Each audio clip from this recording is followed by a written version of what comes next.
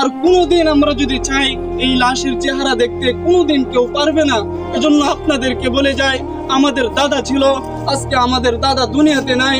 আমাদের নানা ছিল, আজকে দুনিয়াতে আমার নানা নাই। অনেকের বাবা দুনিয়ার জমিনে ছিল, আজকে আমাদের বাবা অনেকের হারায় গেছে। এজন্য আপনাদেরকে আমি এই জানাজা থেকে একটা মেসেজ দিয়ে যেতে চাই। যারা আজকে মনে করতেছেন যে দুনিয়ায় আমার জন্য আসল, এ দুনিয়ায় আমার, এ দুনিয়ায় আমার, আল্লাহ তাআলা বলতেছেন আমাল হায়াতুদ দুনিয়া ইল্লা মাতাউল গুরুর, যে দুনিয়াটা হচ্ছে একটা ধোঁকা, এ দুনিয়ার সব কিছুই ধ্বংস হয়ে যাবে। আমাল হায়াতুদ দুনিয়া ইল্লা মাতাউল গুরুর, যে দুনিয়াটা ধোঁকা। আজকে তোমার স্ত্রী, সন্তান, আত্মীয় স্বজন এরা সবাই ধোঁকা।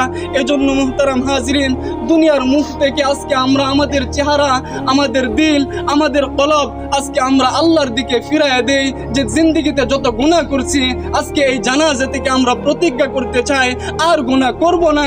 যেই কবরে আমাকে যেতে হবে, সেই কবরে আমাকে একা থাকতে হবে, আর গুনাহ করব না। এই প্রতিজ্ঞা করে যদি আমরা এই জানাজা থেকে যেতে পারি, ইনশাআল্লাহ এই জানাজা আমাদের জন্য সফলতা বয়ে আনবে। সুবহানাল্লাহ। এজন্য কথা আর লম্বা করার কোনো প্রয়োজন নেই। অনেকেই আত্মীয় স্বজন আছে, তারা কথা বলবেন। এই জানাজাই হচ্ছে আমাদের জন্য সবচাইতে বড় সবক, কথা ঠিক না? আল্লাহ তাআলা আমাদেরকে যে কথাগুলো বলছি সকলকে বোঝার তৌফিক দান করুক। সকল বলে আমিন। আসসালামু আলাইকুম।